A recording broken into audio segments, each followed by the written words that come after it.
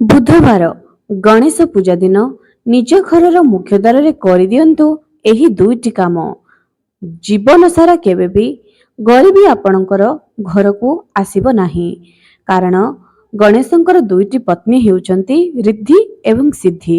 ଯେଉଁମାନେ ଗଣେଶ ପୂଜା ନିଜ ଘରେ ପାଳନ କରନ୍ତି ସେମାନେ ସଦାସର୍ବଦା ଗୋଟିଏ ବର୍ଷ ପର୍ଯ୍ୟନ୍ତ ମାଙ୍ଗଳିକ କାର୍ଯ୍ୟ ତାଙ୍କ ଘରେ ନିଶ୍ଚୟ ହୋଇଥାଏ। ଘରେ ଯେତେ ବି ଅମଙ୍ଗଳ ହେଉନା କାହିଁକି ପ୍ରଭୁ ଗଣେଶଙ୍କ କୃପାରେ ତାଙ୍କ ଘରେ ରିଦ୍ଧି ସିଦ୍ଧିଙ୍କର ଆଶୀର୍ବାଦ ରହିଥାଏ। ଯଦି ଆପଣମାନେ ବି ଘରେ ଗଣେଶ ପୂଜା କରିବା ପାଇଁ ଚାହୁଁଛନ୍ତି ଏବଂ ଯଦି ଡର ଲାଗୁଛି ତେବେ ଏହି ଭିଡ଼ିଓଟି ନିଶ୍ଚୟ ଦେଖନ୍ତୁ।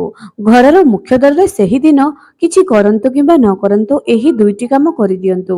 ଯେଉଁମାନେ ଗଣେଶ ପୂଜା ନିଜ ଘରେ କରିଥାନ୍ତି ଏବଂ ତାର ସଠିକ ବିଧି ଜାଣିନଥାନ୍ତି ଗଣେଶଙ୍କୁ ବିସର୍ଜନ କରିଦେଇଥାନ୍ତି। ଗଣେଶଙ୍କୁ ବିସର୍ଜନ ଯଦି କରିଦେବେ ଏବଂ ତା ପୂର୍ବରୁ ମୁଖ୍ୟ ଦ୍ୱାରରେ ଏହି ଦୁଇଟି ଜିନିଷ ଯଦି ନ ରଖିବେ ତେବେ ଆପଣଙ୍କ ଘରେ ରିଦ୍ଧି ସିଦ୍ଧି କେବେ ବି ରହିବେ ନାହିଁ। ସ୍ୱାମୀ ଯେଉଁଆଡ଼େ ଯିବେ ସ୍ତ୍ରୀ ବି ସେଇପଟେ ଯିବେ। ଆପଣମାନେ ଜାଣିଥିବେ ଯେ ଗଣେଶଙ୍କର ଦୁଇଟି ପତ୍ନୀ, ଜଣେ ରିଦ୍ଧି ଜଣେ ସିଦ୍ଧି। ସ୍ୱାସ୍ତିକ ଯେତେବେଳେ ଅଙ୍କନ କରାଯାଏ ଦୁଇ ପଟେ ଦୁଇଟି ଦୁଇଟି ରେଖା ଟଣାଯାଏ। ସେ ଦୁଇଟା ହେଉଛନ୍ତି ରିଦ୍ଧି ଏବଂ ସିଦ୍ଧି। ସ୍ୱାସ୍ତିକ ଯେତେବେଳେ ବି ବନାଇବେ ଦୁଇ ପଟେ ଦୁଇଟି ରେଖା ବି ଟାଣୁଥିବେ। ଏବେ ଦର୍ଶକ ବନ୍ଧୁ ଆପଣମାନେ ଗଣେଶ ପୂଜା ଦିନ ଏହି ନିୟମ ସବୁ ଜାଣି ରଖନ୍ତୁ ଏବଂ ଯଦି ଗଣେଶ ପୂଜା କରୁଛନ୍ତି ଗଣେଶଙ୍କୁ ଘରକୁ ଆଣିବା ଏବଂ ଗଣେଶଙ୍କୁ ବିସର୍ଜନ ସମୟରେ ମୁଖ୍ୟ ଦ୍ୱାରରେ କେବଳ ଦୁଇଟି କାମ କରିବାର ଅଛି, ନହେଲେ ଆପଣଙ୍କର ପୂଜା ଅଧୁରା ରହିବ। ତା ସହିତ ଆପଣ ଗଣେଶଙ୍କର କୃପା ପାଇପାରିବେ ନାହିଁ। ଭିଡ଼ିଓଟି ଦେଖିଲା ପରେ ଆପଣମାନେ ଜାଣିପାରିବେ। ନୂଆ ଲୋକମାନେ ଯେଉଁମାନେ ବ୍ରତ କରୁଛନ୍ତି ବା ଆଗରୁ ଯେଉଁମାନେ କରିଛନ୍ତି ଏହି ବିଷୟରେ ଜାଣିନାହାନ୍ତି ଶୁଣିଲା ପରେ ସେମାନେ ବି ଆଶ୍ଚର୍ଯ୍ୟ ହେବେ। ଭିଡ଼ିଓକୁ ଶେଷ ପର୍ଯ୍ୟନ୍ତ ଦେଖନ୍ତୁ ଏବଂ ଏହି କାମ ନିଜ ଘରେ ନିଶ୍ଚୟ କରିଦିଅନ୍ତୁ। ଚାଲନ୍ତୁ ଆଉ ଡେରି ନ କରି ଗଣେଶ ପୂଜା ଦିନ ନିଜ ମୁଖ୍ୟ ଦ୍ୱାରରେ କେଉଁ କାମ କରିବା ସେ ବିଷୟରେ ଜାଣିନେବା। ତା ଆଗରୁ ମୋର ପ୍ରିୟ ଦର୍ଶକମାନଙ୍କୁ ମୁଁ ଅନୁରୋଧ କରୁଛି ଯେ ଯଦି ଏ ପର୍ଯ୍ୟନ୍ତ ମୋ ଚ୍ୟାନେଲକୁ ସବସ୍କ୍ରାଇବ କରିନାହାନ୍ତି ନିହାତି ସବସ୍କ୍ରାଇବ କରନ୍ତୁ।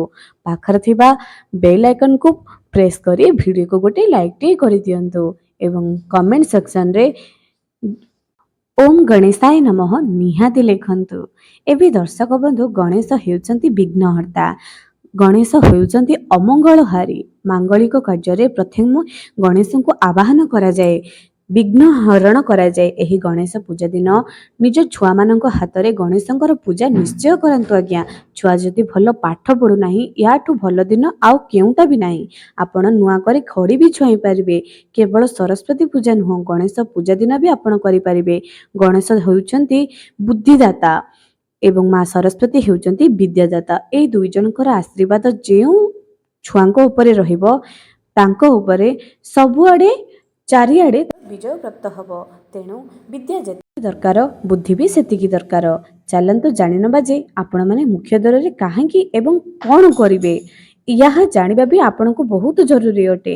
ଆପଣମାନେ ଗଣେଶ ପୂଜାରେ ନିଜ ଘରେ ମୂର୍ତ୍ତି ରଖନ୍ତୁ କିମ୍ବା ନ ରଖନ୍ତୁ ଫଟୋଟିଏରେ ବି ପୂଜା କରନ୍ତୁ। ଚାଲନ୍ତୁ ପ୍ରଥମେ ଜାଣିବା କ'ଣ କ'ଣ କରିବେ।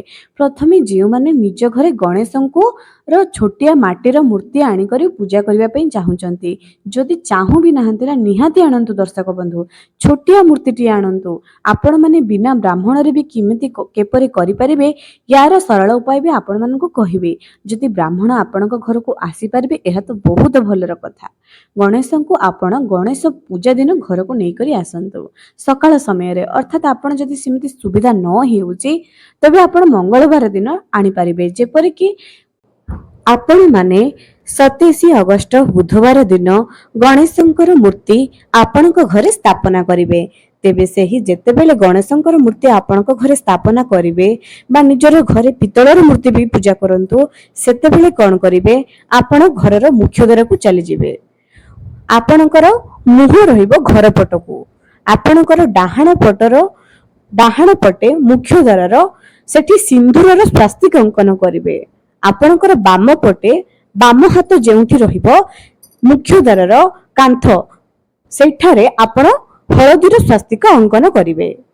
ଏତିକି ଅଙ୍କନ କରିବେ ଏବଂ ଯେତେବେଳେ ଗଣପତି ଆପଣଙ୍କ ଘରେ ଆପଣ ବିରାଜମାନ କରିବେ ଅର୍ଥାତ୍ ଅତି ଶ୍ରଦ୍ଧାର ସହିତ ଯେଉଁ ବ୍ୟକ୍ତି ଗଣେଶଙ୍କୁ ଧରିକରି ଘରକୁ ଆଣିବେ ସେହି ସମୟରେ ଗଣେଶଙ୍କର ଉପରେ ଗଙ୍ଗା ଜଳ ହଳଦୀର ସିଞ୍ଚନ କରିବେ।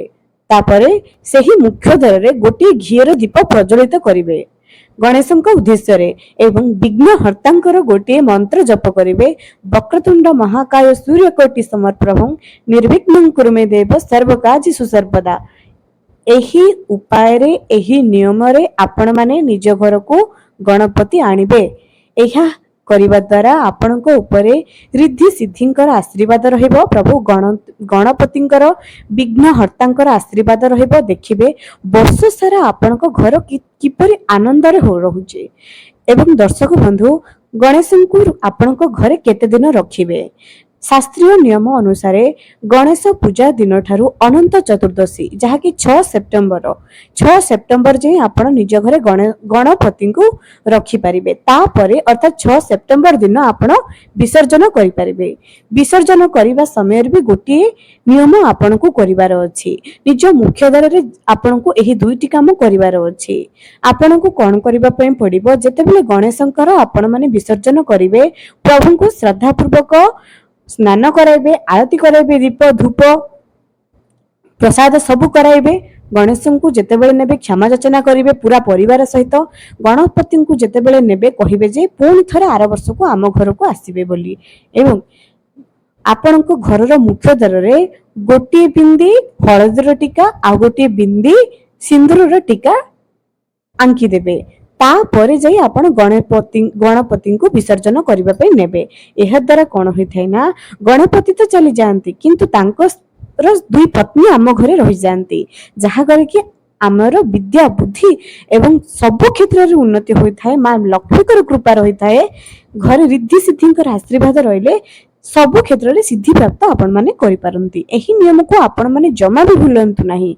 जेते जण भी एही वीडियो देखुचंती वीडियो को निश्चय अन्य मानन को शेयर करंतु एवं निज घरे एही उपाय निश्चय करि दियंतु।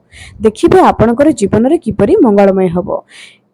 प्रत्येक व्यक्ति निज घरे गणेश एवं सरस्वती पूजा निहाती करबा दरकार जहा द्वारा कि छुआ मानकर विद्यार उन्नति होइथिबो हबो एवं सब क्षेत्र रे उन्नति हबो। तेनु प्रत्येक व्यक्ति गणेश पूजा समय रे एही सब काम निहाती करंतु। दर्शक बंधु जेतेबेले गणपति को आपण घर को आनिबे आपण कलश मध्ये स्थापना करि पारिबे जहा द्वारा कि आपण को घर को आगमन रहिबो एवं प्रभुकर आशीर्वाद रहिबो। आपण कोन करिवे गणेशଙ୍କ ପାଇଁ प्रत्येक दिन निज घरे आपण माने मोदक प्रस्तुत करंतु किंबा खीरी प्रस्तुत करंतु निज घर किछि खाद्य प्रस्तुत करंतु निज घर रोषेई रे। सही समय रे आपण आमिष भोजन करंतु नाही प्याज रसुन भी छाडी दियंतु एवं अति श्रद्धार सहित गणपति को आपण स्थापना करंतु। बिना ब्राह्मण रे आपण एही उपाय रे पूजा करि परिबे। जदि ब्राह्मण मिलु नाही आपण कोन करिवे गणपति को रखिबे प्रभु को स्नान कराइबे कुंभटी बसाइबे दीप प्रज्वलन करेंगे गणपति ऊपर गंगा जल स्नान कराइबे हळदी पानी पके सिंचन कराइबे प्रभु को लाल चंदन देबे लाल फूल देबे गोटे माळ देबे फूलर माळ मध्य देबे दुब 21टी दुब किंबा 108टी दुब मध्य गणेश को चढ़ाई पारंती। तांको सहित जेमिति मूषक भी रहिथिबो सेही मूर्ति आनिबे एवं गणेशंकर सुंढ बाम पटे थिबो। आपण माने जानतु जेतेबेले मूर्ति किनिबे गोटे जिंस को ध्यान दियंतु गणेशंकर सुंढ बाम पट को रहिथिबो। एहा गृहस्थ मानक पई शुभ अटे।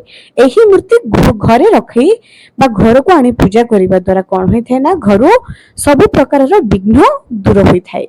सब बेले एही भली मूर्ति आनिबा पई चेष्टा करंतु एवं एही मूर्ति के जेतेबेले घर को आनिबे आपनकर सब आडू उन्नति होइथिबो। तेनु एही उपाय आपण माने निश्चय करंतु। दर्शक बंधु गणपति जेतेबेले घर को आसुचंती निज छुआंक हाथ रे पूजा करांतु आरती करांतु दीप लगांतु निज छुआंकर बही को पूजा करांतु एवं प्रभु विघ्नहर्तांक पाखरे पुष्पांजलि समर्पण करंतु निज छुआंक हाथ रे अरुआ चाउल दियंतु हळदी लगाई करी हळदी लगांतु एवं पैता निश्चय अर्पण करंतु वस्त्र अर्पण करंतु। जेते सुंदर भाव आपण डेकोरेशन निजर शक्ति अनुसार करि परिबे बहुत भल कथा। राशि रो लड्डू दियंतु मोदक घरे प्रस्तुत करंतु एवं अति स्नेहर सहकार्य करंतु। जेतेबेले आपण गणेश निज घरे रखुचंती गोटे कथा ध्यान रखंतु आपण गणेश को छाड़ी करी कुआडे जिबे नाही। आपण गणेश जेउ घरे रहिबे सेही घरे काहाकु ना काहाकु सोइबा पई पड़िबो कारण आमे ଘରକୁ ଡାକି କରି ଆଣିଛି, କିପରି ତାଙ୍କୁ ଏକୁଟିଆ ଛାଡ଼ିଦବା? ଆପଣମାନେ ମଧ୍ୟ ଦେଖୁଥିବେ ବାହାର ଜାଗାରେ ଯେଉଁଠାରେ ପୂଜା କରାଯାଏ କିଏ ନା କିଏ ଜଣେ ସେଠି ଥାଆନ୍ତି ରାତ୍ରି ସମୟରେ। କାରଣ ଗଣେଶଙ୍କୁ ଏକୁଟିଆ ବା ସରସ୍ୱତୀ ଯେତେବେଳେ ଆଣାଯାଏ ଘରକୁ ଏକୁଟିଆ ରଖାଯାଏ ନାହିଁ। ତେଣୁ ଏହି ନିୟମକୁ ଆପଣ ଧ୍ୟାନ ଦେବେ। ଆପଣ ବୁଧବାର ଦିନ ଗଣେଶଙ୍କୁ ରଖିପାରନ୍ତି, ଗୁରୁବାର ରଖିକରି ଶୁକ୍ରବାର ବି ବିସର୍ଜନ କରିପାରନ୍ତି। ନିଜର ଶ୍ରଦ୍ଧା ଅନୁସାରେ, ନିଜର ଯେତିକି ସାମର୍ଥ୍ୟ ଅଛି ନିଜ ଅନୁସାରେ ଆପଣ ଏହି ଉପାୟ କରିପାରନ୍ତି। ଦର୍ଶକ ବନ୍ଧୁ, ଆଜିର ଭିଡ଼ିଓଟି ଆଶା କରୁଛି ଆପଣଙ୍କର ବହୁତ କାମ ଏବଂ ଲାଭଦାୟକ ଥିବ। ତେଣୁ ଭିଡ଼ିଓକୁ ବହୁ ମାତ୍ରାରେ ସେୟାର କରନ୍ତୁ, ଯାହାଦ୍ୱାରା ଅନ୍ୟମାନେ ବି ଏ ବିଷୟରେ ଜାଣିପାରିବେ।